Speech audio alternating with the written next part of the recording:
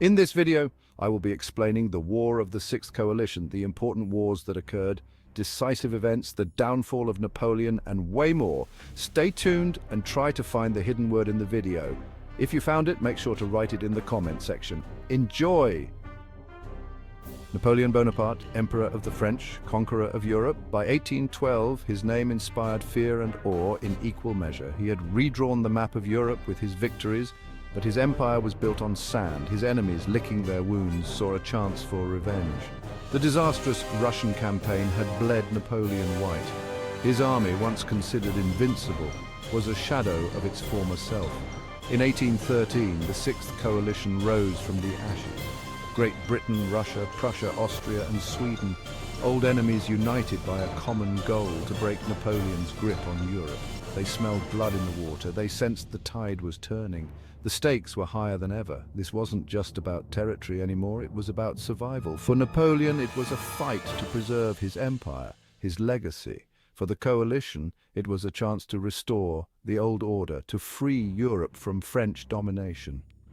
The first clashes came in the spring of 1813.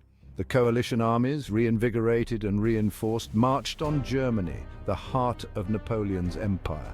The stage was set for a titanic clash of arms. The fate of Europe hung in the balance. The armies clashed at Lützen, a small town in Saxony. Napoleon, outnumbered but not outmatched, rallied his troops with his trademark charisma and tactical brilliance. The French fought like cornered wolves, desperate to prove their emperor was not invincible. The Battle of Lützen was a close-run thing. Both sides suffered heavy casualties. The coalition forces, though larger, were forced to withdraw. It was a tactical victory for Napoleon, but a Pyrrhic one. His army, though victorious, had taken a beating. Just weeks later, the two armies met again at Bautzen. Once more, Napoleon emerged victorious, but again at a terrible cost. His enemies were battered, but not broken. They were learning from their mistakes, adapting to his tactics. Napoleon, meanwhile, was running out of time and men. The summer of 1813 brought a brief respite. Both sides paused to regroup and reinforce. Napoleon, ever the gambler, knew he couldn't win a war of attrition. He needed a decisive victory, one that would shatter the coalition's resolve. That opportunity came at Dresden, a historic city in Saxony. The coalition, emboldened by their recent successes, launched a series of attacks on the city. Napoleon, seeing his chance, unleashed a devastating counterattack. The Battle of Dresden was Napoleon at his best. He outmaneuvered his enemies, outfought them, and crushed them. It was a resounding victory, a much-needed boost for French morale. But even as Napoleon celebrated his triumph, the tide was turning against him.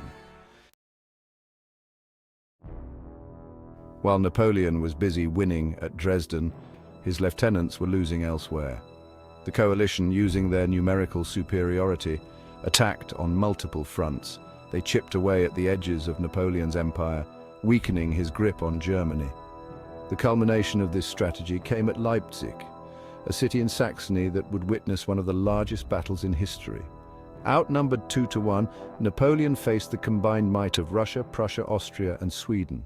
The Battle of Leipzig, or the Battle of Nations as it would become known, raged for 3 days. Hundreds of thousands of men clashed in a chaotic and brutal struggle. Despite moments of brilliance, Napoleon's luck had finally run out. The sheer weight of numbers proved too much for even his genius to overcome. Defeated and demoralized, Napoleon was forced to retreat. His army, once the terror of Europe, was a shattered remnant of its former self. The road to Paris was now open. The coalition armies, smelling victory, marched on the French capital. Napoleon, desperate to salvage the situation, raised a new army, but it was too little, too late. The writing was on the wall. In March 1814, the unthinkable happened. Paris fell. The city, once the beating heart of Napoleon's empire, surrendered to the enemy. For the French people, it was a bitter pill to swallow. Their emperor, once invincible, had been brought low. The news of Paris's fall reached Napoleon at Fontainebleau, his palace outside the city. The game was up. He had lost everything: his empire, his army, his dreams of European domination, all gone. With Paris in enemy hands, Napoleon's fate was sealed. His marshals, once loyal to a fault, now urged him to abdicate.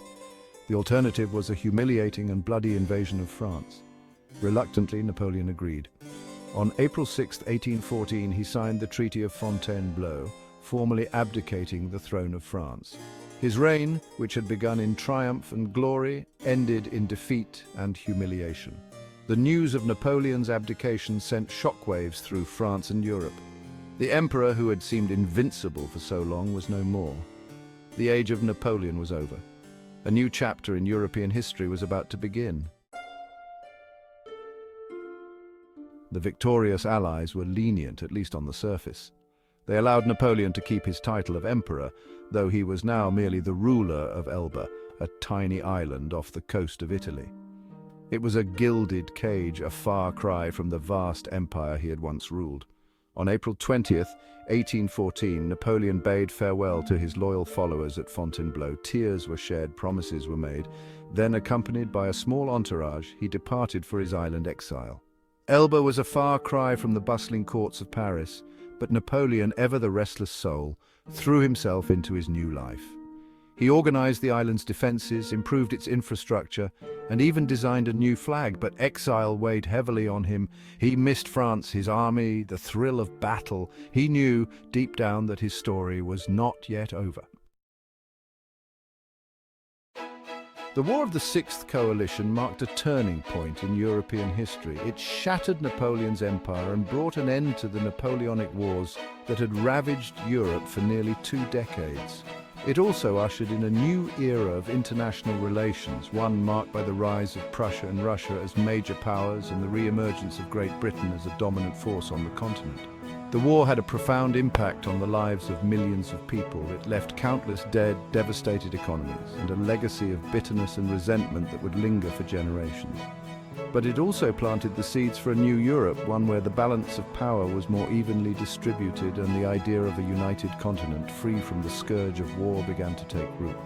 As for Napoleon, his exile to Elba was but a temporary setback. Within a year, he would escape his island prison and return to France, igniting a brief but glorious comeback that would culminate in the epic clash at Waterloo.